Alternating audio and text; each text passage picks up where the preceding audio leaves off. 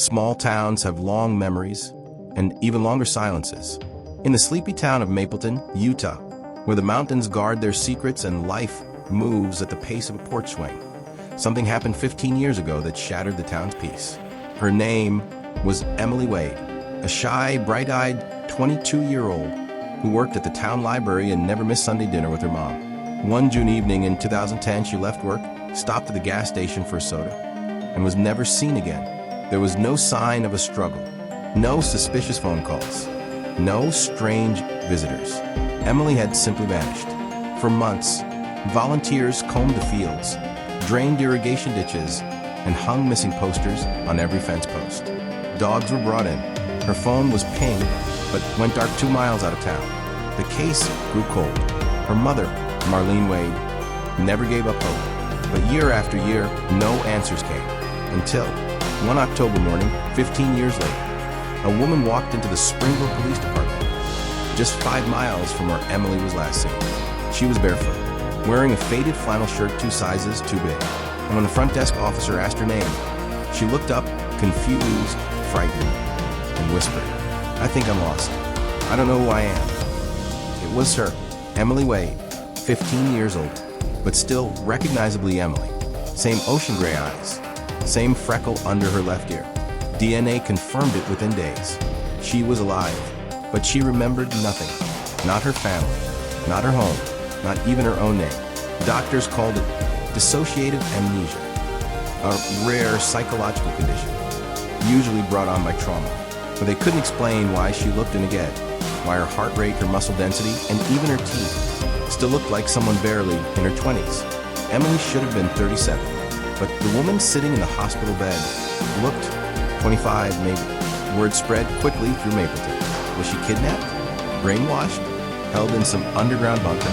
The local police had no leads, no fingerprints, no surveillance footage, even her clothing, a mix of old and new, couldn't be traced to any store.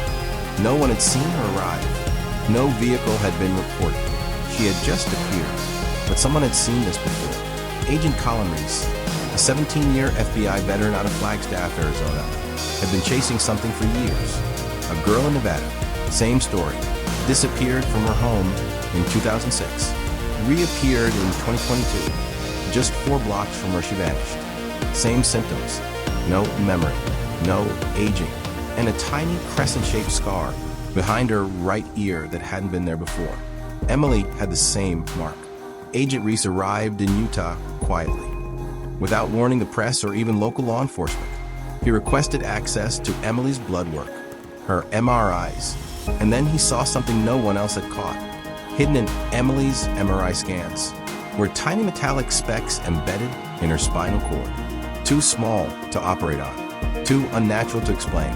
Her blood work also showed high levels of isotopes, traces of elements not typically found in Earth's atmosphere.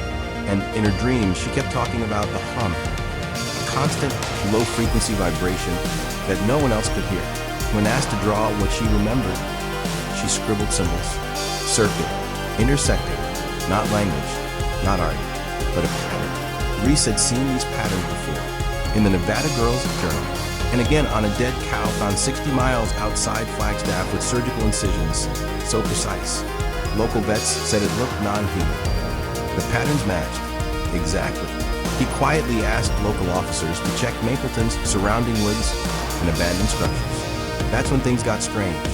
Security camera footage from the police station the night Emily returned showed a brief 3-second blackout, right before she walked through the doors. And satellite data revealed a burst of electromagnetic interference centered just south of town, a signal, one not used by any terrestrial aircraft. Reese began to suspect something no one wanted to admit, that Emily hadn't just wandered back into town. She'd been returned.